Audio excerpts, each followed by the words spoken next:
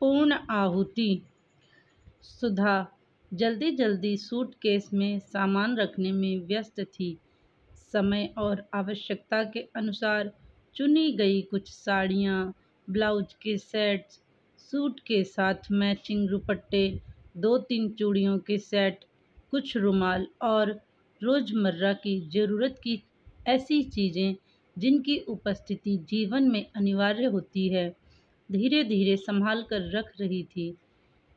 इनमें भी सबसे अधिक संभाल कर रखे गए उसके सारे सर्टिफिकेट्स, मार्कशीट और नौकरी के लिए आया कॉल लेटर भी था। इन व्यवस्थाओं के बीच उसने कई बार पति की ओर बेपरवाही से देखा और फिर व्यस्त हो गई। सोफे पर बैठा पति उसे एकटक ऐसे देख रहा था मानो बहुत कुछ कहना चाह रहा हो, लेकिन उसके शब्द किसी अथाह सागर में डूबते जा रहे हों।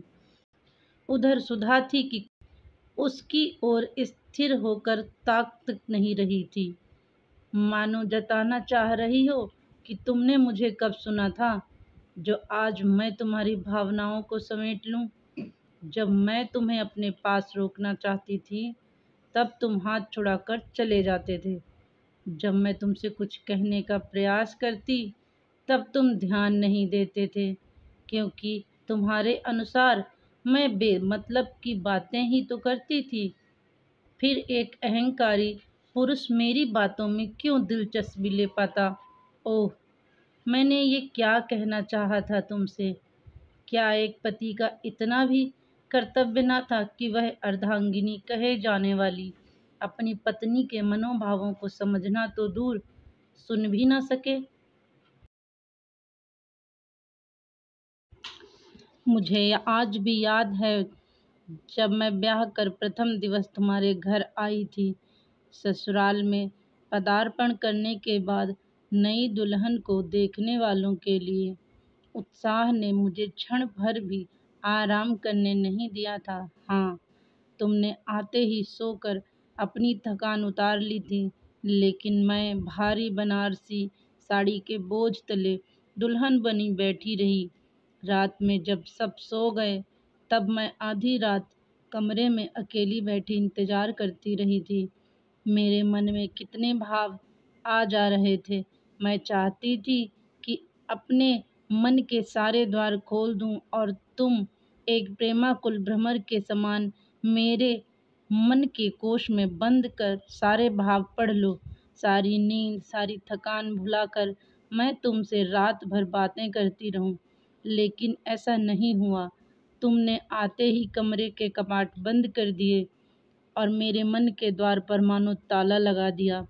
तुमने आते ही मुझे जकड़ लिया था और फिर ज्यों-ज्यों चूड़ियों गहनों का बोझ कम होता गया, त्यों-त्यों मेरे व्याकुल हृदय का भार और बढ़ता चला गया।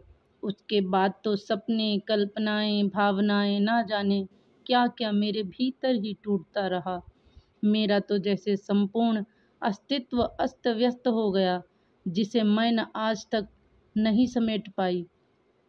मिलन की प्रथम रात्रि की मधुर बेला में तुम्हारे द्वारा पूछा गया वह क्रूर प्रश्न क्या मैं कभी भुला पाऊंगी? तुम्हारे निर्दय शब्द आज भी मेरे मन को विचलित कर देते हैं। तुमने मेरी वर्जिनिटी पर सवाल उठाया था। क्या इससे पहले तुम्हारा किसी से? छी! मैं कैसे बोलूं तुम्हारे वे घृणित शब्द? मैं अवाक सी तुम्हें देखती रह गई थी। तब तुमने और दृढ़ता से कहा था, आजकल कॉलेज में पढ़ने वाले लड़के लड़कियों के लिए यह सामान्य सी बात है। मैं बुरा नहीं मानूंगा। चरित्र पर उछाले गए उन छींटों से मैं आज भी स्वयं को कलुषित सा महसूस करती हूँ। सुधा के सारे घाव हरे हो उठे थे। उसकी डबडबाई आंखों से कुछ बूंदें छलक पड़ीं। तभी पति ने उसका हाथ पकड़ लिया। रो रही हो? फिर क्यों जा रही हो? मुझे पता है तुम मेरे बिना नहीं रह पाओगी। चलो, आज तुम्हें मेरा रोना तो दिखाई दिया, पर उसके पीछे का कारण तुम आज भी नहीं समझ पाए। कहते हुए सुधा ने धीरे से अपना हाथ छुड़ा लिया और फिर व्यस्त हो गई। तुम समझ भी कैसे सकते थे, क्योंकि तुमने तो मुझे कभी पत्नी का स्थान दिया ही नहीं। तुम्हारे लिए तो मैं मात्र एक उपभोग की वस्तु ही थी। इसके अतिरिक्त तो तुमने मेरे अस्तित्व को किसी अन्य रूप में स्वीकारा ही नहीं। मैंने बहुत चाहा था कि तुम्हारे साथ मैं कुछ क्षण शांति से बिता पाती। कुछ तुम अपने मन की कहते, कुछ मैं कहती। मनुष्य एक दूसरे के भावों को तो तभी समझ सकता है जब वह उसे सुने और समझे। धरती तभी नम होती है जब जल की बूंदें उसे सिंचित करती हैं। जल के स्नेहिल स्पर्श से ही भावपूरित हो धरा में प्रेममय बीज अंकुरित होते हैं। अन्यथा कोई कितना ही उस पर हल चलाता रहे, सब बेकार है। ऐसा नहीं कि तुम मुझे नहीं चाहते थे। जब तुम्हें एक स्त्री की आवश्यकता होती थी तब तुम मेरे पास ही आते थे। अपनी लालसा को तृप्त कर फिर मुझे अकेली छोड़कर चले जाते थे। मेरे हृदय तक पहुंचने का प्रयास तो तुमने कभी किया ही नहीं, और मैं थी कि अब तक दरवाजे की ओर ही निहारती रह गई। कई बार तो मैंने तुम्हारे हाथ कसकर पकड़ लेती थी, तुमसे अनुरोध भी करती थी कि कुछ क्षण मेरे निकट बैठकर उस प्रेम को महसूस कर लेने दो जो मेरे हृदय को तुम्हारे साथ जोड़ सके। मगर तुम्हें मेरी भावनाओं से क्या मतलब था?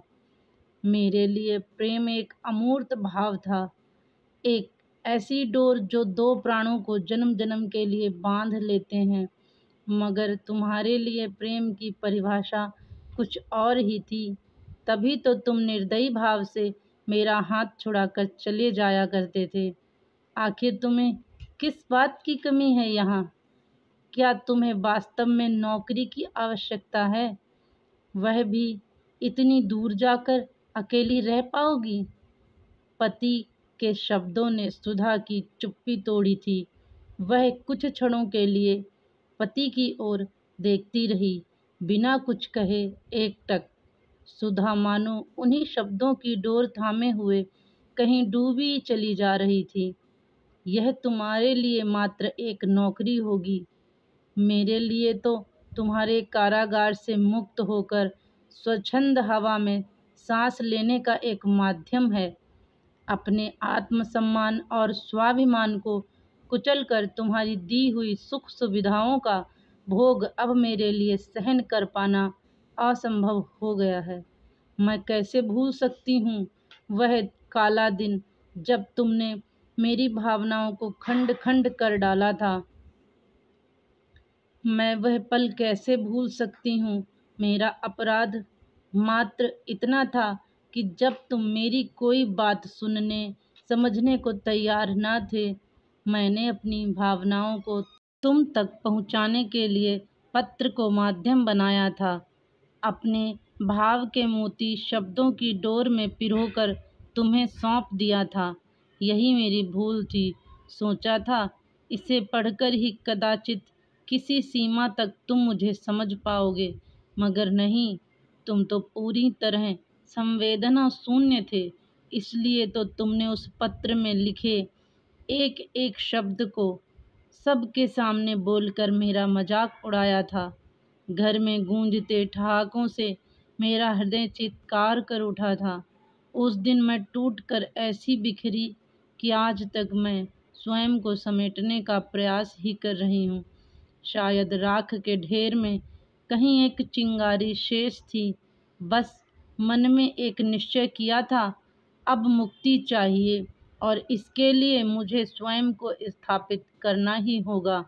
एक नारी का हृदय जितना कोमल और विनम्र होता है, तिरस्कार और अपमान उसे उतना ही निष्ठुर और कठोर भी बना देता है।